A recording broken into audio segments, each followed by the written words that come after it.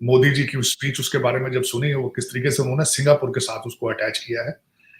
उसका जो दायरा कार है Bhutan, Nepal, Malaysia, Singapore, UAE, France, Oman and European union. ये आया है मोदी साहब, इसने जब टेक ओवर किया इंडिया, इलेक्शन लड़ा, इलेक्शन जीता, इसने किसी सियासतदान को बुरा नहीं कहा। अच्छा, हाँ ये देखिए, अब आप मैं आपसे कब माजी भूल जाते हैं। लॉजिकल बात देखें, उसने किसी को बुरा नहीं कहा, उसने कहा सब अच्छे हैं। प्रैक्टिकल उसने काम करके दिखाया है, पूरी दुनिया में उसने बताया है कि ठीक है, अगर उनमें बुराइयां थी उन्होंने ये नहीं कहा, उन्होंने काम करके डिजर्व किया और लोग उसको पसंद कर। लोग आज यूट्यूब के भी वो सीईओ वही है, ट्विटर वो भी चला रहे हैं, गूगल वही चला रहे हैं, माइक्रोसॉफ्ट वही चला रहे हैं। आप क्या बात है, आपको क्या मिशू, आप अपना इलाज क्यों नहीं करा लेते? भारत जो है वो दुनिया के सारे स्टार्टअप्स में से तीसरे नंबर पर है। आपको क्या प्रॉब्लम है? आप अंधे हैं आंखों से? साफ साफ बात दो कर रहा हूँ। बात ये है कि ना समझोगे तो मिट जाओगे आप पाकिस्तान वालों। डिजिटल इंडिया की बात की जा रही है और हमारे यहाँ जो है वो पॉलिटिशियंस आपस में लड़ने से ही फुर्सत नहीं है और ना ही हमारी इकोनॉमी संभल रही है। आपने डिजिटल इंडिया की बात की थी, मेरी नजर से एक प्रोडक्ट उनकी गुजरी, यूपीआई, उसको कहते हैं United payment interface. I was shocked. अगले दिन मैंने मोदी जी की स्पीच उसके बारे में जब सुनी, वो किस तरीके से उन्होंने सिंगापुर के साथ उसको अटैच किया है। उसका जो दायरा कार है Bhutan, Nepal, Malaysia, Singapore, UAE, France, Oman and European union. ये एक पेमेंट का एक ऐप है या एक जिसके साथ कोड के साथ आप पेमेंट भेज सकते हैं। इस वक्त 6.5 लाख भारतीय जो है वो सिंगापुर में है और वो जब पैसे भेजते हैं अब सिर्फ फोन नंबर पे पैसे भेज पाएंगे। और बार बार डिजिटल इंडिया की बात की। और दूसरा, जब मैंने अगले दिन मुझे ये भी पता चला है कि यूट्यूब के नए जो सीईओ हैं नील मोहन साहब, वो भी भारत, बल्कि बड़ा इंटरेस्टिंग इलेक्ट्रिकल इंजीनियर है, लेकिन वो उन्होंने अपनी स्किल जो है वो अब वहां पे वो डिजिटल इंडिया की बात हो रही है, इस साइड पे जिहाद की बात हो रही है। फिर ये मुझे अक्सर कई लोग कहते हैं यार कि तुम पाकिस्तान बैशिंग, ये पाकिस्तानी बैशिंग नहीं है, ये ख्वाहिश का इजहार करना, ये सोचना कि यार मेरे मादरे मिल्लत के अंदर, मेरे मुल्क के अंदर भी कोई ऐसा इंसान हो जो कहे आए डिजिटल पाकिस्तान की बात की जाए। जो अगर चेन्नई बन सकता है, अगर सिलिकॉन वैली बन सकती है, तो लाहौर में डिजिटल सिटी नहीं बन सकता? क्या वाकई आपको जिहाद चाहिए? आपकी डेस्टिनेशन यही है? अपने बच्चों को ऑक्सफोर्ड अमेरिका पढ़ाने वाले ये तो बिल्कुल वही बात की उन्होंने, कहते हैं आपके सर में दर्द है तो सर काट दें आप। ये वही इन्होंने हल बताया और ये आपको हल यही बता रहे हैं। 76 साल में इनके प्लाजे दुबई में किस तरह बन गए, इनके सारे फ्रॉड लंदन में किस तरह चल गए, इसी तरह हो रहा है ना। वो कहते हैं इनको यार इनको आटा नहीं मिल रहा तो केक खाया करें, ये वही कह रहे हैं और क्या कहना है। दूसरा, मैं जब बात कर रहा था, मैं उसको कंप्लीट करना चाहूंगा, यूएनडीपी के साथ एक और था कि आपकी रूलिंग एलीट क्या क्या तमाशे कर रही है। आप जहां बैठे इस्लामाबाद के अंदर गन क्लब के अंदर, गन क्लब है अपारा मार्केट के साथ, 72 एकड़ जमीन फ्री दी गई है। अफसरों को वहां पर जाकर गोलियां चलाया करें, आप अपने निशाने ठीक करें। किसके लिए है? शुगर के लिए। ना जिंदगी में कोई जंग जीती, ना कोई कुछ किया, ना कहते जाके वहां गोलियां चलाया करें। 72 एकड़ जमीन उनको फ्री दे देगी इस्लामाबाद, आपकी रूलिंग एलीट को। इस्लामाबाद क्लब आपका मशहूर तरीन है, 244 एकड़ जमीन उनको ₹1 पर एकड़ के हिसाब पर लीज दे दी गई। पाकिस्तान गाफ फेडरेशन है, उनको 150 एकड़ जमीन ₹2.5 पर एकड़ के हिसाब से लीज दे दी गई। बताया। और यूएनडीपी वाले चीख रहे हैं थर्ड पार्टी है। आप तो वो निकालते नहीं ना, बात ही नहीं करते। और ये आपकी ब्यूरोक्रेसी, जजेस आपके देख लें, वो अगले दिन तारड़ साहब, क्या नाम है था, तारड़ साहब ने ट्वीट किया था कि वो जो आपके डोगर साहब है, गुलाम मोहम्मद डोगर साहब, लाहौर में जिस घर में रहते हैं 70 करोड़ का है, कोई पूछने वाला नहीं। जायज साहबान जिनकी वजह से और नैब के राजा सुल्तान साहब रिजाइन कर गए हैं, 50 करोड़ का 4 कनाल के जमीन के प्लाट की एलिगेशन है कि मेरे ऊपर उनके ऊपर प्रेशर, और उनकी वो उस डॉक्यूमेंट भी, उसकी भी फोटो कापियां नहीं कराई।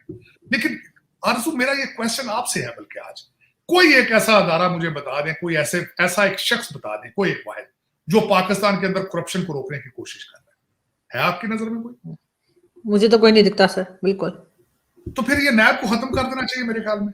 भारत जो है वो दुनिया के सारे स्टार्टअप्स में से तीसरे नंबर पर है। आपको क्या प्रॉब्लम है? आप अंधे हैं आंखों से? आप कानों से बहरे हैं? ये डाउन सिंड्रोम है? आप क्या बात है? क्या वजह है कि आप जैसे डीएनए के लोग आज यूट्यूब के भी वो सीईओ वही है, ट्विटर वो भी चला रहे हैं, गूगल वही चला रहे हैं, माइक्रोसॉफ्ट वही चला रहे हैं। आप क्या बात है, आपको क्या मिशू, आप अपना इलाज क्यों नहीं करा लेते? आपको क्या वजह है कि हार्वर्ड और ग्रेजुएट के लोग पढ़े हुए जाकर आपको बेवकूफ बना रहे हैं, लेकिन आप सोच रहे हैं कि सलाहियत आपकी खत्म होती जा रही है? खत्म हो चुकी है। बल्कि देखिए, भट्टो से अगर देखें, आरजू भट्टो साहब भी हार्वर्ड ग्रेजुएट थे। किस खूबसूरती के साथ बेवकूफ उन्होंने बनाया। एक अमीर तरीन आदमी गरीब लोगों की बात कर रहा है, जिस तरह यहां पे कैनेडी साहब थे, जॉन एफ कैनेडी, उसका बाप अरबपति था, उसने भी गरीब लोगों की बात की। मुझे हमेशा एक बात मैं आपको कहूं, हमेशा डरना चाहिए जब भी एक अमीर आदमी गरीब आदमी की बात करता है, उसको वादा देता है आओ रोटी कपड़ा मकान, आज तक उसी के वोट ले रहे हैं। इस मुश्किल वक्त में नंबर 1 हमारी दुआएं तुर्की के साथ हैं, हमारी जज्बात तुर्की के साथ हैं। हमारे पास जर और मामलात में खुद कफीली ना होने की वजह से जो तुर्की ने हमें गिफ्ट दिया, हमने वही गिफ्ट अगर उसको भेजा तो इस पे हमारी तरफ से आलम सलाम, ये दुनिया उस पर हमें जलील या ख्वार ना समझे। जो उन्होंने हमें हेल्प भेजी वो हमने वापस कर दी, चले वो समझ में आता है, कोई मसला नहीं, फील नहीं होनी चाहिए। फील हुई और है, खास तौर पे इंडिया को बिल्कुल फील नहीं होनी चाहिए। ये हम बरादर इस्लामी मुल्कों का मामला है, इंडिया को इसमें बोलने की जरूरत नहीं है। नहीं, इंडिया इसलिए बोल रहा है कि इंटरनेशनल मीडिया है ना, तो फिर हर एक हम इंडिया के अगेंस्ट नहीं बोलते। जब ये आया मोदी साहब, इसने जब टेक ओवर किया इंडिया, इलेक्शन लड़ा, इलेक्शन जीता, इसने किसी सियासतदान को बुरा नहीं कहा। अच्छा, हाँ ये देखिए, अब मैं आपसे कम माजी भूल जाते हैं। लॉजिकल बात देखें, उसने किसी को बुरा नहीं कहा, उसने कहा सब अच्छे हैं। प्रैक्टिकल उसने काम करके दिखाया है, पूरी दुनिया में उसने बताया है कि ठीक है, अगर उन्होंने बुराइयां थी उन्होंने ये नहीं कहा, उन्होंने काम करके डिजर्व किया और लोग उसको पसंद करते हैं। अब इंडिया ने एक नेकी का और भलाई का और मुश्किल टाइम पे उसका साथ दिया, तो तुर्की का 100% बनता है तो उसका शुक्रिया अदा करें। वो उसने हमारा नहीं बनता, साथ हमारा जो मामला है ना, उसमें आप देखें ना कि शायद तुर्की को हो सकता है पाकिस्तान से ज्यादा तवक्का हो, ठीक है। अब जब तवक्का पूरी नहीं होती तो इंसान की तो थोड़ा सा दिल में ना एक ख्याल जरूर आता है। तुर्की भाइयों को, तो तुर्की की बहनों को ये जरूर एहसास हुआ होगा कि इस मुश्किल टाइम पर पाकिस्तान का शोर तो बहुत ज्यादा है कि मैं आ रहा हूँ। जिस तरह अमरीकी बेड़े का हमारे साथ था कि अमरीकी बहरी बड़ा इमदाद के लिए आ रहा है। पर्सन 65 की जंग में अमरीकी बहरी बेड़ा नहीं आया था, हमें बहुत अफसोस हुआ था और हमें ये एहसास हुआ था, और हमारे गवर्नर ने कहा था कि हमें इतनी दूर दोस्ती नहीं लगानी चाहिए। इसमें मेरे ख्याल से जो सबसे बड़ा कसूर है वो हमारे गवर्नमेंट लेवल पे जो लोग हैं, जो अथॉरिटीज़ हैं, उनका कसूर है। उनको चाहिए था कि एक प्रॉपर कोई डोनेशन फंड वगैरह या कोई इस तरह की चीज़ करते जो कि प्रॉपरली टर्किश अवाम तक पहुंच पाती। अब पाकिस्तानी अवाम के दिलों में टर्किश पीपल्स के लिए काफ़ी मोहब्बत प्यार है और ये लोग इससे बड़ी कदर की निगाह से देखते हैं इस दोस्ती को। लेकिन बिल्कुल इसमें कोई शक नहीं है कि हम लोग लेट हुए हैं, हम अपने टर्किश भाइयों से शर्मिंदा है। लेकिन उसकी फिर बात वही जाती है कि मेन रीज़न आई थिंक मेरे ख्याल से मिसमैनेजमेंट है और गवर्नमेंट लेवल की जो अथॉरिटीज़ हैं उनकी हमारा जो आपस में ये रिश्ता है ना, ये ना टूटने वाला है। अगर इंडिया ने तुर्की की इमदाद की है तो उससे ये अखज़ नहीं करना चाहिए हमें कि खुदा न खास्ता तुर्की और हमारा जो ताल्लुकात हैं आपस में वो मौजूद होंगे। मैं अब साफ साफ बात दो कर रहा हूँ। बात ये है कि ना समझोगे तो मिट जाओगे या पाकिस्तान वालों, तुम्हारी दास्तान तक भी ना होगी दास्तानों में। जरा देख उसको, जो कुछ हो रहा है होने वाला है, धरा क्या है भला है देखो उनकी दास्तानों में। ये खामोशी कहाँ तक लज्जत फरियाद पैदा कर, जमीन पर तो हो तेरी सदा हो आसमानों में। छुपा कर आस्ती में बिजलियां रखी हैं खुरमन ने, अनादिल बाग के बैठे ना गाफिल आशियानों में। ये मेरी आवाज नहीं, इकबाल की ये तस्वीरें। भारत का यूपीआई और सिंगापुर का पे नाउ अब एक कोलैबोरेशन में काम करेंगे और बहुत सारे देशों में साइमल्टेनियसली ऑपरेट करेंगे। हाल ही में national payment corporation of India NPCI के मुताबिक जनवरी 2023 में यूपीआई से सिर्फ भारत के अंदर 8.03 बिलियन ट्रांजैक्शन हुए हैं, जिनकी वैल्यू थी लगभग 13 लाख करोड़।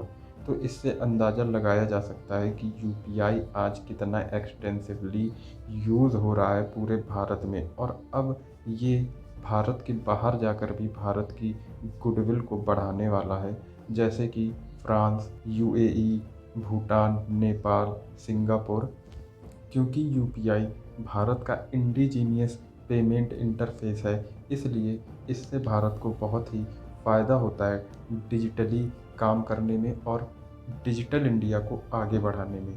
पाकिस्तानी मीडिया इस बात से दुखी है कि एक तरफ जहां भारत डिजिटल होता जा रहा है, वहीं पाकिस्तान में जिहादियों की संख्या बढ़ रही है और आतंकवाद भी बढ़ता ही जा रहा है। हाल ही में टीटीपी ने लगातार पाकिस्तान के अंदर धमाके किए, जिसके बाद पाकिस्तानी सरकार ने जितने भी आतंकवादी हमले होते हैं उनकी कवरेज रोक दी। कोई भी न्यूज़ चैनल अब घटनास्थल पर जाकर रिपोर्ट नहीं कर पाएगा।